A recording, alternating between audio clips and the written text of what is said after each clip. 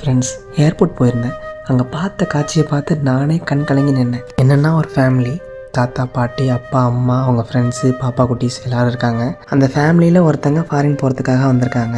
அவங்கள ஏற்றி விடுறதுக்காக தான் இவங்கெல்லாம் ஏர்போர்ட் வரையும் வந்திருக்காங்க. நானும் பார்த்துக்கிட்டே இருக்கேன். அவங்க நிற்கிறவங்க எல்லாருக்கிட்டையும் பாய் சொல்லிட்டு பேசிட்டு அவர் உள்ளே போகிறாரு. உள்ளே போய் ஒரு 5 ஸ்டெப்பில் அவர் அழ ஆரம்பிக்கிறார்.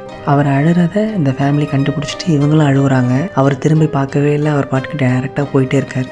பாருங்கள் ஃப்ரெண்ட்ஸ், அவ்வளோ கஷ்டம் இல்லை. திரும்ப பார்த்தா வெளிநாட்டுக்காக கட்டி போகிற பணம் வீணாக போயிடுமோ, திரும்ப ஊருக்கே வந்துடுவோமோ அப்படின்னு தோணும். அப்படிங்கிறதுக்காகவும் நம்மளை மட்டும்தான் நம்பியிருக்கு இந்த ஃபேமிலியே அப்படிங்கிறதுக்காகவும் பல்ல கடிச்சிக்கிட்டு உள்ளே போகிறாரு. நானும் நினச்சி பார்த்தேன், சொந்த ஊரை விட்டுட்டு நம்ம கூட இருக்கவங்கள விட்டுட்டு எப்படி இருக்க முடியும் அப்படி. இங்கேருந்து ஃபாரின் போகிற எல்லாரும் நம்ம இங்கே போனால் நம்ம ஃபேமிலி நம்ம ஊரில் நல்லாயிருக்கும் அப்படிங்கிறதுக்காக தான் போகிறாங்க. ஆனால் அவங்களுக்கு தெரியல, நம்ம ஃபேமிலி கூட இருந்தாலே ஃபேமிலி நல்லாயிருக்கும் அப்படிங்கிறது. என்னடா டக்குன்னு பூமர் மாதிரி பேசுகிறானே அப்படின்னு நினைக்காதீங்க. அங்கே நடந்ததை கண்ணால் பார்த்ததை உங்கள்கிட்ட எக்ஸ்பிளைன் பண்ணுறேன், அவ்வளோதான்.